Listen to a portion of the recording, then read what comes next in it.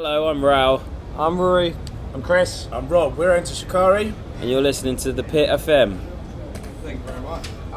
Bit of fun. How's Soundwave been for you guys so far? Smashing. Really good fun.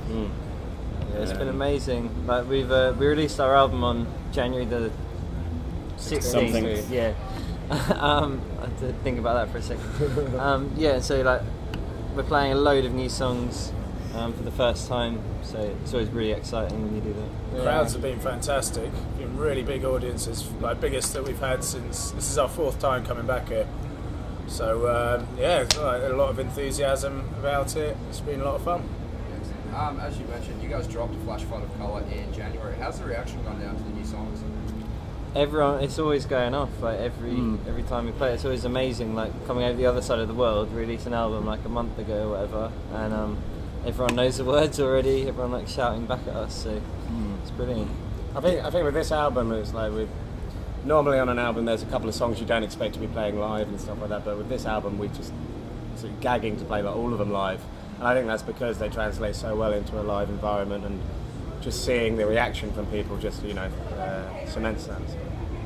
In this current, I guess, the current market of music, there is a lot of bands that have, I guess, electro influences. What separates you guys from the rest, from everyone else in this sort of scene? Yeah, I mean, I don't know what, like, obviously there's so many sub-scenes and sub-genres, and we started off being influenced by sort of everything from house to drum and bass. We were lucky enough to watch the dubstep scene grow. I don't know, I don't think we really fit in any scene though. I think anyone that listens to the album can hear that it's not really trying No, to... I have to say there's a lot of newer bands out at the moment that have a lot of electronic influence that I'd say we might do a fairly better job of actually integrating it and having it as part of the music. There's so many bands that I see that are just a rock band with electronics, whereas it's so much a part of our sound and full sort of sonic spectrum that you can't really take it out of our music, whereas a lot of the music around that I see today is just a rock band with an electronic riff over the top. Yeah, like a loop that comes in and breaks down over, and then they go back into being a rock band again. And they'll have a little 2-second trance thing before they go into a generic breakdown. Or something. Yeah, it's easy to fall into the clumsiness, I think. Yeah. What does 2012 have in store for Shikari after you leave Australia? Just touring our asses off. We got like UK and Europe when we get back, then we go to the States for a headline tour, and then we got festivals, and Then we do it all again, yeah. and then we'll write a new album.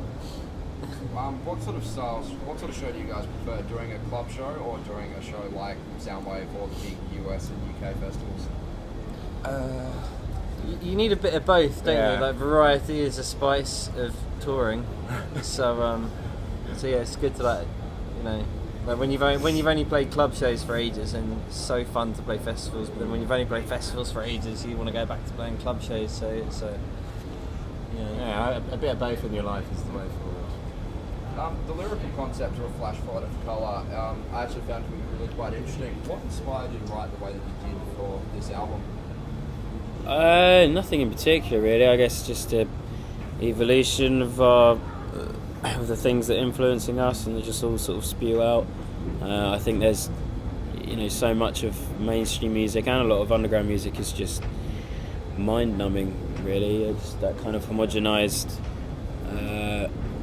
boring lyrical content, and I guess we're just, because our music lends itself to real sort of sincerity and passion, it has to be about stuff that we believe in and actually want to get on a stage and shout about, so it kind of makes sense, I suppose.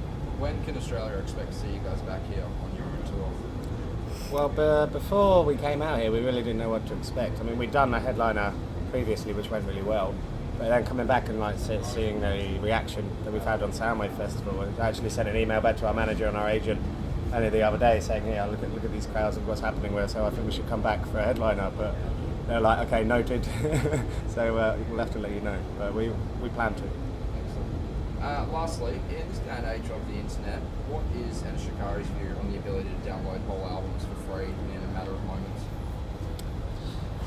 It's a tough one. It depends how sort of deep you want to go into it. I mean, because art, I don't think should be limited to a person's purchasing power. Like it's, art should be made free for everyone. But then, of course, if you want to be in a band, you have to live it, and you have to, be able to be paid somehow. But I think most of music nowadays, if you can play good live, then you can get, revenue from that, and you can afford to continue as a band from I that. think we never really had it any other way. So as we were coming up, downloading was really surfacing and really being a part of it. So it's always been there for us, and I guess that in turn has made us just accept it a lot quicker. Whereas I don't know, a lot of bigger bands and older artists that have been recording and are used to this income that they have from selling CDs is now gone. You could imagine that would be a big shock. But so I don't know. We've always just been of the opinion, and we've always been with independent distributors and stuff who have been a lot quicker to adapt than the major labels. So we're of the opinion of work with it rather than against it, and it'll all turn around. Who's been the highlight for you guys to see on this tour? Pretty much the same as every tour we do with them. Probably Dillinger Escape Plan. Just amazing to watch. It's been great going out with Let Live and Your Demise again. We had them out on our last European tour, so it's good catching up with them and seeing them. I think Slipknot as well. Their production and everything's been incredible, and I really enjoyed watching them. Thursday as well. It's sad to see them go. So I think we're going to trot off to catch them now.